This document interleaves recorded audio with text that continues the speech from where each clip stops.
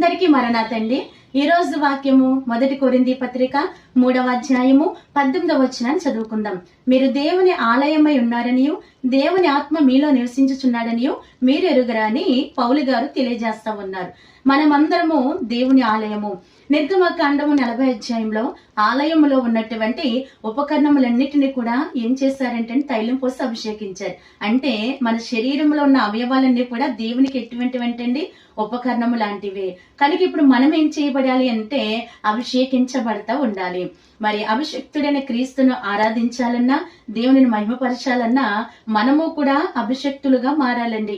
కనుక దేవుని వాక్యం తెలియజేస్తా ఉంది దావీదు కీర్తనలో, నూనెతో నా తల అంటి ఉన్నావు, నా గిన్నె నిండి పొర్లుచున్నదని భక్తుడు సెలవిస్తున్నాడు కదా.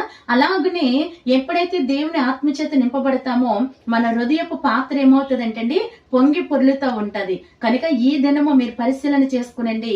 ఆత్మ నింపుదల కలిగి ఉన్నారా, ఆత్మ లేని వారికి ఉన్నారా?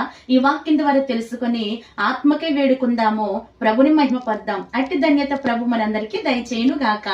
ఆమేన్.